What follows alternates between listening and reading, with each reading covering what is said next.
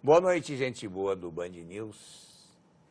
A histórica sessão do Senado desta quarta-feira, que culminou com o afastamento da presidente Dilma Rousseff, não teria ocorrido não fosse a advogada paulista que eu tenho o prazer de conversar esta noite em Salomão Dois Pontos. Juntamente que ela esteve com o jurista Miguel Reale e promotor Hélio Bicudo, ela fundamentou e redigiu o pedido de impeachment que deu origem à cassação de Dilma. Desde que o pedido foi aceito pelo presidente da Câmara, foram 9 meses de muita tensão e inúmeras idas a Brasília para defender os argumentos que acabaram embasando a acusação e a destituição de Dilma Rousseff. Sua última viagem à capital, para a sessão final do processo, foi particularmente tensa, cheia de emoção. Em sua peça final de acusação, Janaína Pascoal chegou a chorar e a pedir desculpas à presidente Dilma pelo sofrimento pelo qual estava passando. O resto é história, e minha conversa desta noite faz história, mas o Brasil deve muito a ela. Boa noite, doutora Janaína Pascoal. Boa noite, uma honra estar aqui novamente. Vou chamá-la Janaína Pascoal. Hein? Pronto, melhor. Janaína. Janaína, nós tivemos um início com o ministro Gilmar Mendes qualificando de bizarro o desfecho do processo. Como é que você sentiu isso? Olha, eu tenho dito para as pessoas, e estou sendo muito mal interpretada, por gregos e troianos, o que, aliás, não é novidade na minha vida, né? Eu tenho o dom de desagradar a gregos e troianos. Eu tenho explicado para as pessoas o seguinte: desde o princípio, o que eu digo e a Constituição diz? Que o Senado Federal é soberano. Nos termos da Constituição Federal, quando se tem um crime comum, a competência é do Supremo Tribunal Federal. Quando se tem um crime de responsabilidade, a competência é do Senado Federal. Eu não posso entender que o Senado é soberano quando ele concorda comigo, porém não é soberano quando não concorda. Eu solicitei as duas penas, o afastamento e a inabilitação. O Senado votou soberanamente, concedeu o afastamento, que me parece ser o mais importante, mas entendeu por não conceder a inabilitação. Agora, tem cabimento em entender que é soberano para uma coisa e não para outra? Ele decidiu soberanamente e isso tem que ser respeitado. Incrivelmente, não só a defesa já interpôs medidas para tentar desfazer esse julgamento no Supremo Tribunal Federal, porém, os partidos que deram base, ou pelo menos apoiaram a acusação, e os movimentos sociais que também apoiaram a acusação, numa atitude, com todo respeito, esquizofrênica, foram ao Supremo para contestar essa sessão histórica. Bizarra, então, né? O bizarro é o que está acontecendo. E, Salomão, eu te digo, já foi no momento ali. Nós tínhamos conseguido uma vitória, assim, inimaginável há algum tempo atrás. No lugar dos senadores comemorarem, eles entraram em desespero generalizado. Imediatamente, nós vamos recorrer. Eu falei, recorrer do quê? O que nós queríamos, nós conseguimos, que era o reconhecimento da ocorrência dos crimes, o afastamento da presidente, para que nós possamos ter um pouco de estabilidade nesse país. Do que vocês vão recorrer? E eu amanheço agora, hoje, sendo chamada de golpista pelos petistas e de traidora pelos antipetistas, porque eu anunciei, coerentemente com o que eu venho dizendo desde o princípio, que não recorrerei da decisão. Aliás, eu não anunciei hoje, eu anunciei no dia, porque a hora que eu pus o pé para fora do plenário, os jornalistas correram. A senhora vai recorrer? Eu nem entendi a pergunta. Eu falei, recorrer do quê? Eu ganhei? Não, a senhora não vai recorrer da segunda parte? Eu falei, não, o Senado decidiu, acabou. Porque pena também é mérito. Isso é uma coisa que é importante que a população entenda. Não é mérito da decisão apenas condenar ou absolver. Escolher a pena para atribuir para a pessoa condenada também é mérito da decisão. E o Supremo Tribunal Federal não pode alterar decisão de mérito do Senado. É uma questão constitucional. Janaína. Se eu gritar muito, fala, porque eu falo alto. Não há dúvida. Eu sou uma moça fina. Infelizmente, eu não sou. Não há dúvida de que a votação separada das consequências do impeachment, perda de mandato e dos direitos políticos foi completamente inesperada e, de certo modo, chocante. Para mim, não foi. Você não se chocou? Não me choquei pelo seguinte. Quando você entra num processo desta magnitude, você tem que contar com vários cenários. Então, eu contava, por exemplo, com a possibilidade, ainda que remota, da presidente renunciar, e aí teria toda uma discussão para saber se o processo seguiria ou não e em que termo seguiria. Eu contava com a possibilidade da defesa solicitar esse desmembramento, esse desdobramento, porque eu, se fosse a defensora, também solicitaria. Então, até porque, durante todo o processo, isso é importante de ser resgatado, foi feita uma analogia com o procedimento do júri, tá? Do processo do júri no âmbito criminal. E no processo do júri, os quesitos são todos desdobrados. Desdobrado significa detalhados. O processo do júri não admite um quesito único. Então, eu imaginei que a defesa faria essa solicitação, porque eu, se fosse defensora, teria feito. Então, aquele cenário já era esperado por mim, tá compreendendo? Porque Sim. Antes de eu entrar numa audiência, qualquer que seja ela, não precisa ser audiência, uma coisa grande como essa, eu sempre penso em todas as possibilidades e me preparo para todas elas, entendeu? Mas, Janaína, sabe o que me surpreende? É que todo mundo era voz corrente, dizendo que o ministro Ricardo Lewandowski estava muito bem na condução do processo, até referendar o pedido do PT. Veja, o que eu teria feito de diferente do que o ministro fez, tá? Eu teria, quando houve o pedido do desdobramento, eu teria...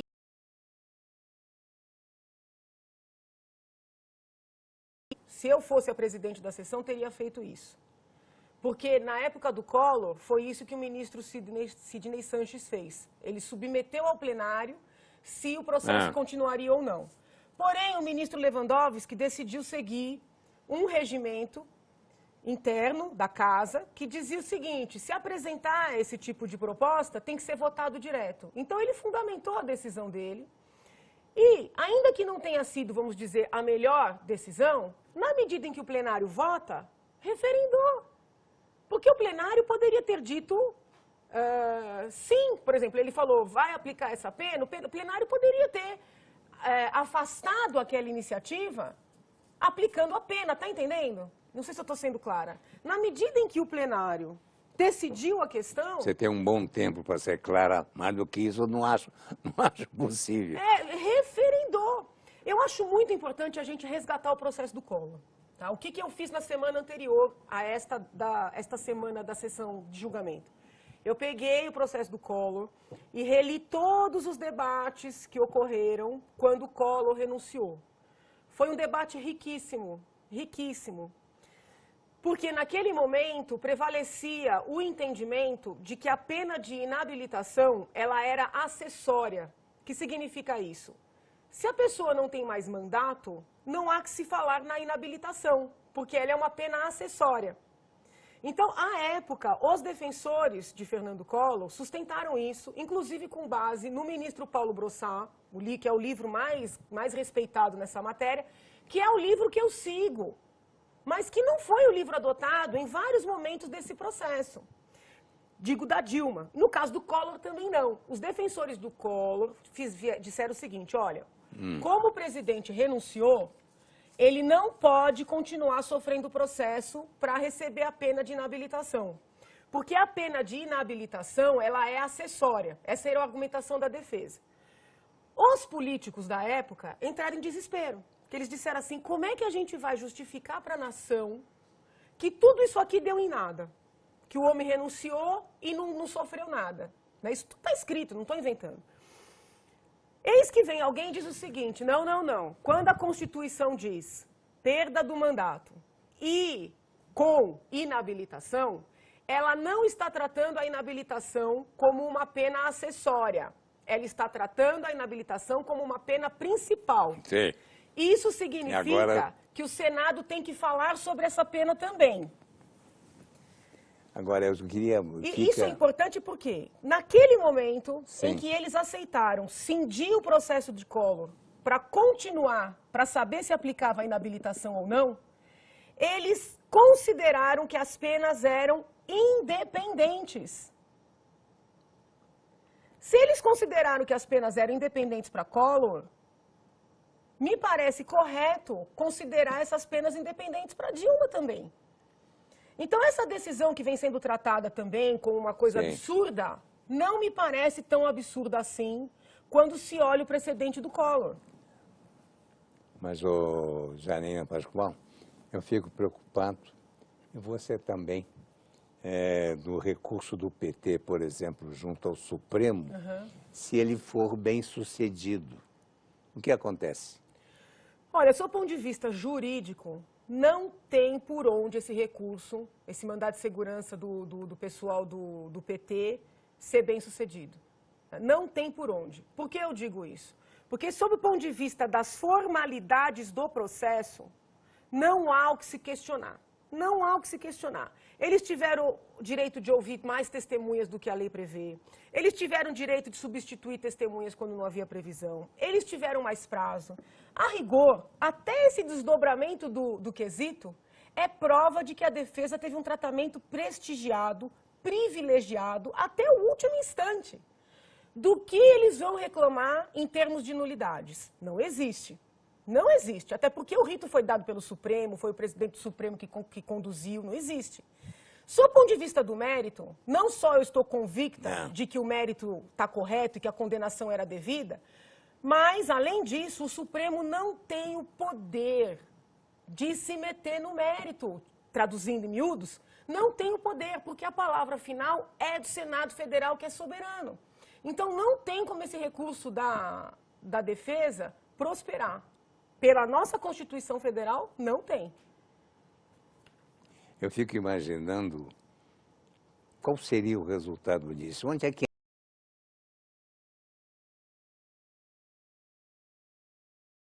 Assim, perda do mandato com inabilitação, as pessoas entendem que não poderia haver a dissociação das penas. No entanto, a verdade é que, na época do Collor, já houve a dissociação. Porque se essas penas fossem tão interdependentes assim, quando o Collor renunciou, o processo teria que ter parado, como pediam os seus defensores. Quando eles conseguiram transformar as duas penas em autônomas e seguir com o processo, eles já admitiram essa dissociação. E eu, coerentemente com as minhas teses, a minha tese de doutoramento, que inclusive foi feita sob orientação do professor Reale, diz o seguinte: nenhum juiz está obrigado a aplicar a pena máxima. A pena máxima é o máximo até onde o aplicador do direito pode ir. No caso ali, o Senado era aplicador do direito. Como é que pode se sustentar que o Senado não tem o poder de fazer uma individualização da pena? O princípio da individualização da pena está acima do com da Constituição. O que o Senado fez foi individualizar. Sabe, Janaína, eu fico olhando você com esse vestido branco. Eu fico preocupado quando penso na sua segurança.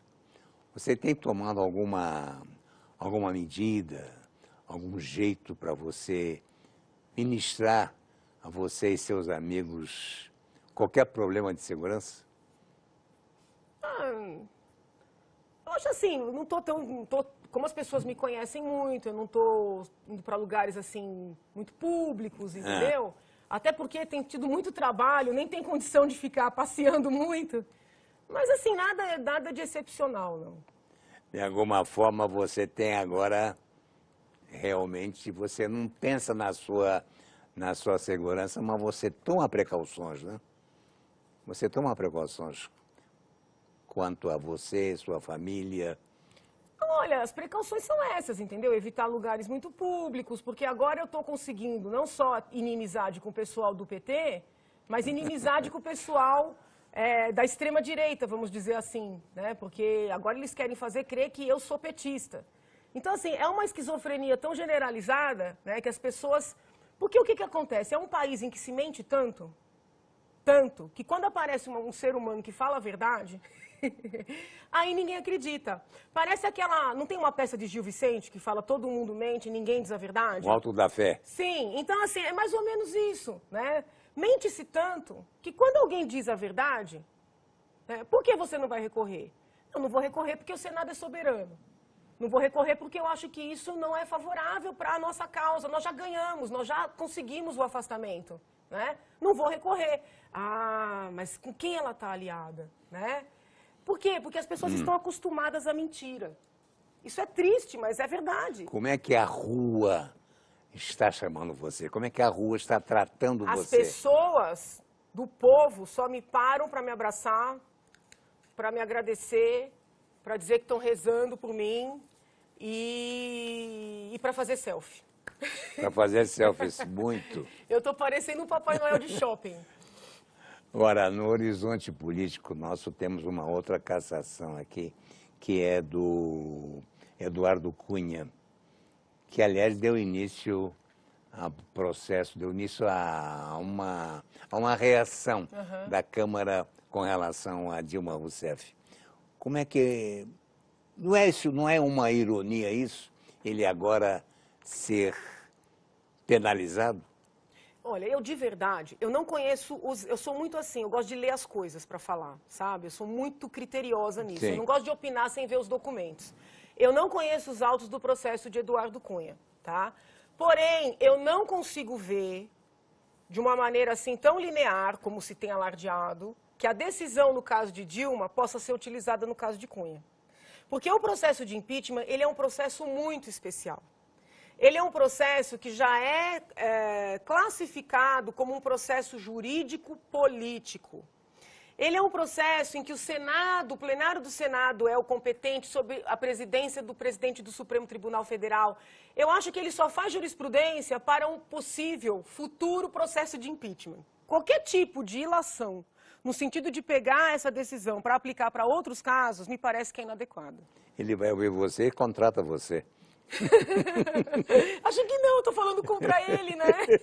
Eu estou falando contra ele, né? Eu estou dizendo que não pode pegar emprestado essa decisão para o caso dele, então acho que ele não vai querer me contratar, não. Já nem daí com relação ao nosso presidente Temer, que é seu colega... De faculdade, seu né? colega de ofício. Sim, de faculdade.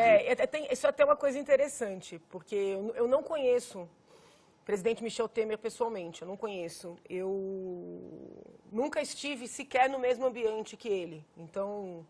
Também nunca votei nele. Eu gosto de lembrar, quem votou em Michel Temer foram os petistas. Todos os meus amigos e familiares petistas votaram em Michel Temer ao votarem em Dilma Rousseff. Eu gosto de lembrá-los disso.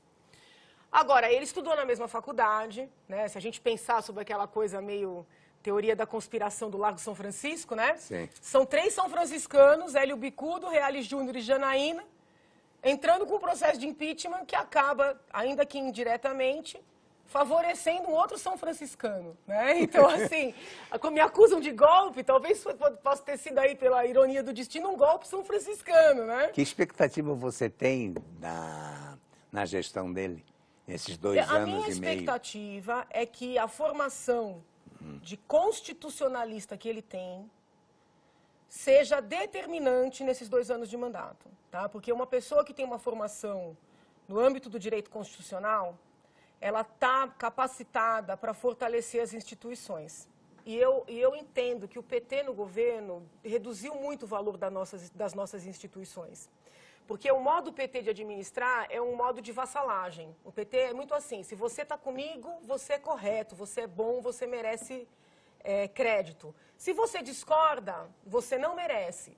E isso desmerece o valor das instituições. Eu acho que um perfil de um constitucionalista, não estou falando de Michel Temer, mas um constitucionalista, neste momento é importante. Eu não sei se ele terá força para fazer tudo o que é necessário, né? Eu percebo, tudo bem que isso pode ter a maleabilidade, tem o lado bom da pessoa ouvir, Mas muita maleabilidade também pode fazer com que a pessoa não faça nada do que precisa ser feito. Então, eu não conheço bem, eu não sei se ele tem uma personalidade firme o suficiente para fazer o que precisa ser feito. Uma pessoa firme tem que estar preparada para ser criticada, para ser xingada, para ser odiada. E ainda assim seguindo o que é necessário. Como é que você vê a vida agora da doutora Janaína Pascoal? É tão engraçado isso, porque as pessoas têm me perguntado assim, ai, as jornalistas, principalmente as moças, elas me ligam e dizem assim, a senhora não está se sentindo com um vazio, assim, né? E eu rio, eu falo para elas assim, meninas, eu não estava precisando de uma causa para viver, entendeu? Eu tenho uma vida, né? Eu tenho uma carreira, eu tenho meus projetos. Eu só me enfiei nessa confusão porque eu entendi que era necessário para ajudar meu país. Porque eu vi que quem tinha poder, dinheiro, condições, não ia fazer, entendeu? Eu procurei muita gente antes de eu me meter nisso. Então, assim, tudo que eu quero, aquilo que eu falei na minha fala final lá, voltar para a tranquilidade do anonimato, a verdade é essa, isso é tudo que eu quero, entendeu? Quero poder voltar para a minha vida, eu estou com as minhas pesquisas paradas, eu estou com um monte de coisa parada em função desse processo, né? Então, assim, só o que eu quero é a vida normal. Como é que você causou a você alguma espécie, alguma diferença quando você notou alguma coisa no processo do impeachment que você não faria? Você voltaria a fazer de novo? O processo? É. Então, com todo o sofrimento, com todas as dificuldades, que não são poucas, com todas as críticas que vêm dos mais variados lados, eu faria tudo de novo. Isso não quer dizer que possa acontecer agora.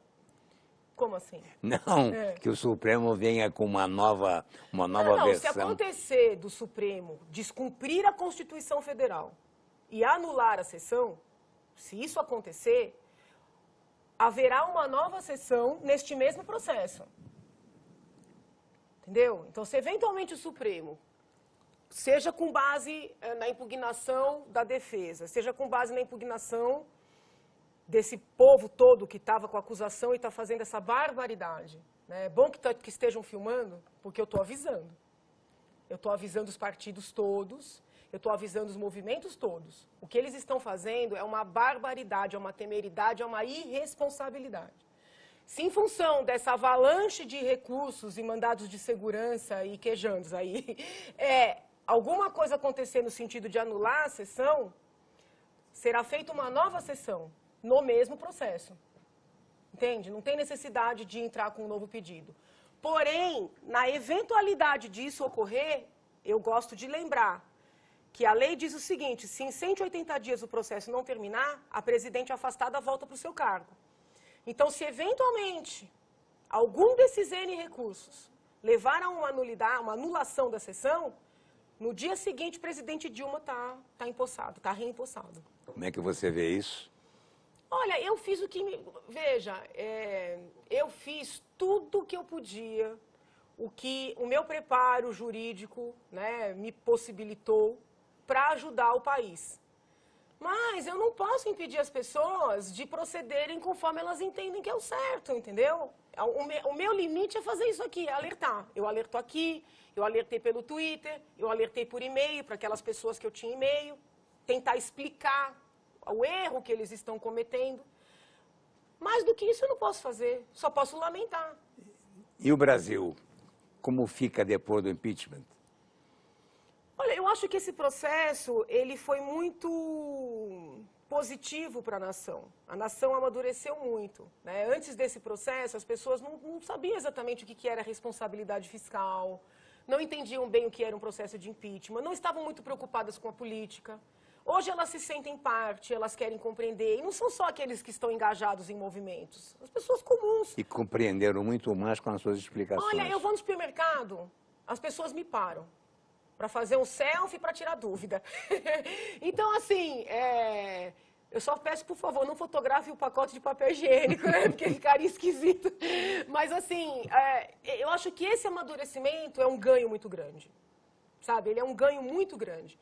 E outra, eu penso que nós demos um exemplo para o mundo, Porque no mundo, todo tipo de mudança tem acontecido como? Com sangue, com revolução, com golpe, com gente na rua, com arma, com violência.